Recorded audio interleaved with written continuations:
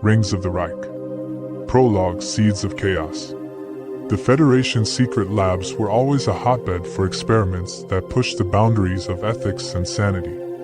Deep within the asteroid belt, on the hidden base designated Facility 42, the most outrageous of these experiments took place. It was here that von Grutzen, the bloated and maniacal leader of Faction 42, first laid eyes on his two greatest creations, the space squirrels and the sexy Sharons. But before Facility 42 became his stronghold, von Grutzen was simply Wilhelm, the sickly and awkward child of a Federation mechanic and a failed artist. Born on a backwater mining colony, Wilhelm endured constant bullying for his frail frame and peculiar obsession with tinkering. While other children dreamed of becoming pilots or explorers, Wilhelm spent his days building rudimentary robots from salvaged scrap. His dreams centered on creating something, anything, that would make him respected. By his teenage years, Wilhelm's intellect had outpaced everyone around him, but his bitterness grew just as quickly. When a Federation-sponsored talent scout arrived on the colony, Wilhelm saw his chance to escape. Accepted into the prestigious Havrik Institute of Advanced Engineering, he left his home planet with a fire in his heart, a determination to rise above the mediocrity that had defined his upbringing. At the Institute, Wilhelm excelled academically but remained socially isolated. His peers mocked his eccentricities, dubbing him Grutzen the Grey, for his drab clothing and dour demeanor. A humiliating incident involving an experimental drone that malfunctioned during a demonstration, exploding and covering the audience in sewage, cemented his reputation as an outcast. It was here that his hatred for the Federation began to fester. Despite his brilliance, he saw the system as corrupt, designed to reward the popular and well-connected while discarding geniuses like himself. After graduation, Wilhelm found work as a low-level engineer for the Federation's sprawling bureaucracy. Frustrated and disillusioned, he began siphoning resources and data from classified projects. His big break came when he uncovered the plans for a highly secretive bioengineering experiment, one that involved enhancing animal intelligence and creating humanoid clones. Seeing its potential, Wilhelm stole the data and fled, narrowly escaping capture. In the lawless regions of space, Wilhelm reinvented himself. Adopting the moniker Heavy Hitler, a name he claimed embodied the weight of his ambitions and the iron fist with which he would rule, he built his reputation as a rogue scientist and tactician. He began gathering a following among outcasts, mercenaries, and disenfranchised scientists who shared his disdain for the Federation. Facility 42 became his sanctuary, a place where his genius could flourish without restraint. Von Grutzen's rise to power was anything but smooth. Rival factions tried to eliminate him, but his cunning and ruthlessness saw him through. He struck deals with smugglers, blackmailed Federation officials, and sold experimental weapons to Alpha Corp, always staying one step ahead of his enemies. Over time, his forces grew, and his vision expanded. No longer content with mere survival, von Grutzen aimed to reshape the galaxy, bending it to his will through Faction 42. It was during these years that he first encountered Sharon Tees. Their paths crossed during a high-stakes negotiation on a neutral asteroid. At the time, von Grutzen believed Sharon could be swayed to join his cause. Her sharp wit and unwavering confidence captivated him, and for the first time in years, he felt something resembling admiration. Emboldened by her seemingly playful demeanor, he made his intentions clear, both professionally and romantically. Sharon's rejection was swift and merciless. "I'd rather align with a malfunctioning toaster," she said, her words cutting deeper than any blade. Her dismissal, witnessed by his closest advisors, was a blow to his pride he would never forget.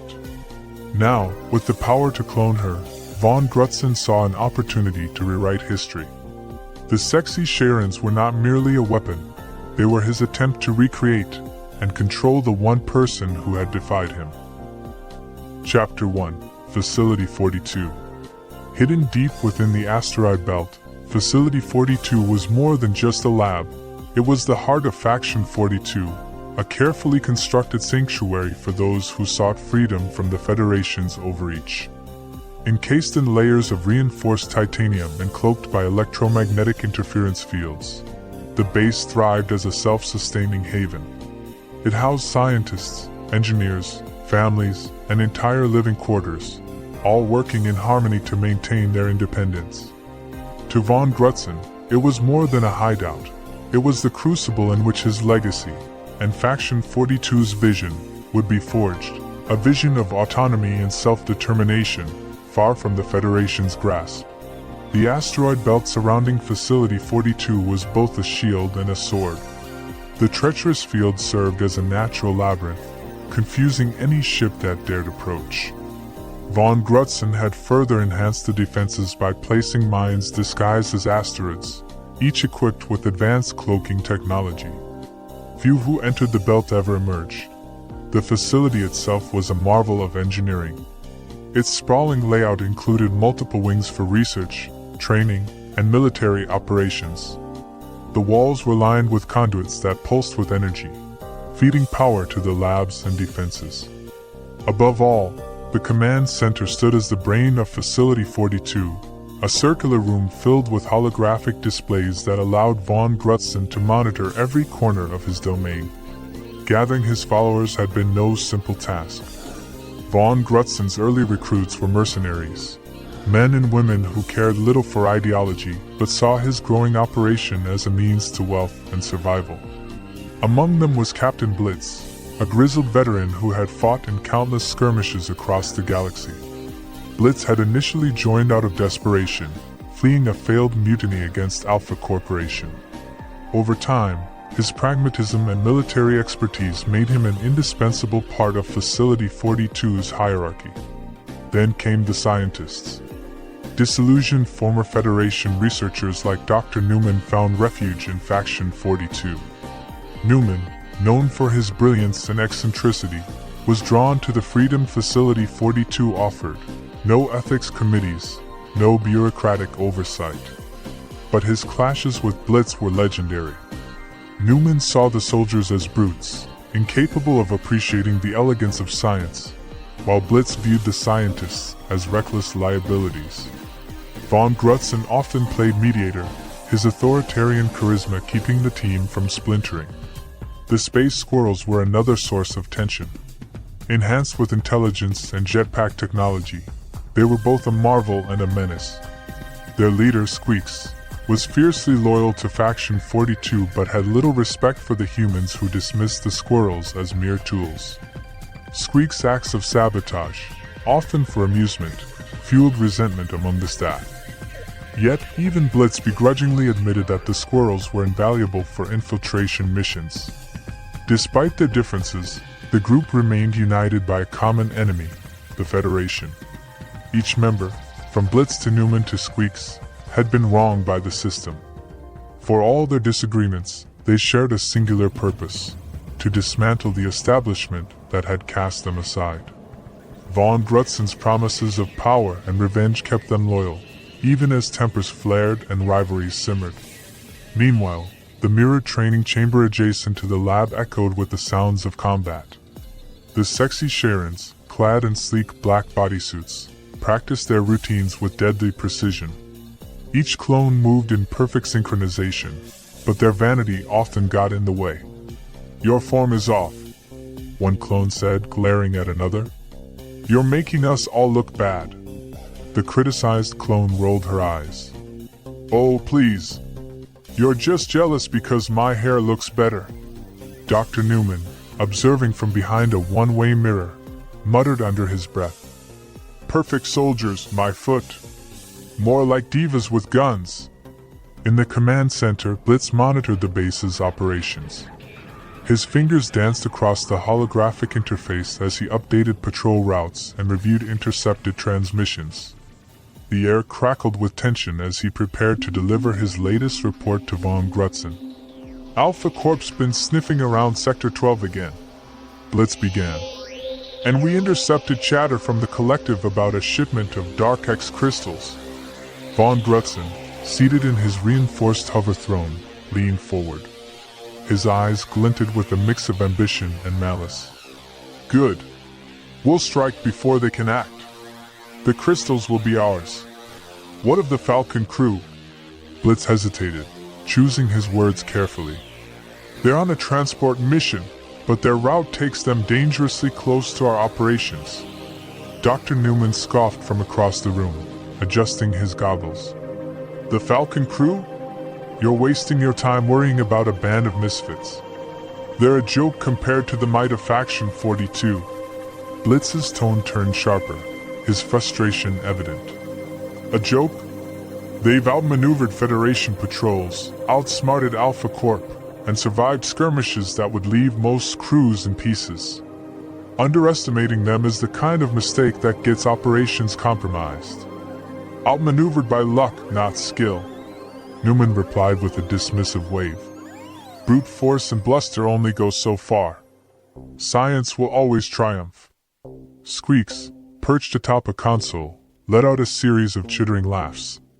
The leader of the space squirrels tapped his tiny claws on the console, then activated his translator. Humans love underdogs. Makes them reckless. Easy to predict. Easy to trap. Blitz shot the squirrel a glare. Predictable doesn't mean harmless. If they've gotten this far, it's because they're smarter than you think. Squeaks tapped his claws again, bringing up a holographic map of the Falcon crew's projected trajectory. Chatty humans. This one talks about needing parts, he said, motioning to a flickering transmission log. Broken ship. Weak prey. Dr. Newman snorted. Or bait. Don't forget that Federation tactics are far more sophisticated than the bluster of a mercenary ship. If we bite too quickly, we might be playing into their hands. Blitz crossed his arms. So we ignore them? Wait until they stumble onto our doorstep? That's reckless. Von Grutson's voice cut through their bickering like a blade. Enough. Both of you. Whether it's the Federation, Alpha Corp, or this Falcon crew, they all underestimate us. Facility 42 is untouchable. He turned to the holographic map, staring intently at the Falcon crew's trajectory. We'll observe for now. Let them get comfortable. If they stray too close, we'll ensure they regret it. Blitz glanced at Von Grutson. And Sharon Tees? She's part of their crew. Their tactician? Von Grutson's jaw tightened, his gaze growing colder. Sharon Tees is irrelevant. A relic of poor choices. She'll regret the day she dismissed me. An uneasy silence followed, the tension palpable. Squeaks broke it with another chitter, his mechanical tail flicking. Humans overthink. Squirrels? We strike. Quick. Efficient. Blitz smirked faintly. And reckless. Squeaks tilted his head. Effective. As the room settled, Von Grutson hovered to the observation window, his attention shifting to the vast expanse of the asteroid field. His quarters, filled with trophies and holograms of past victories, exuded a sense of his grandiose ambition. On one wall, a hologram of Sharon Tees flickered mid-smirk. He stared at it, his expression flickering between resentment and obsession. Facility 42 was more than a fortress. It was his kingdom, a testament to his genius and defiance against the galaxy that had dismissed him. Every decision, every trap, every ally, and every enemy was part of his plan to dominate. Soon, he murmured, his voice barely audible. Soon, the galaxy will bow before me.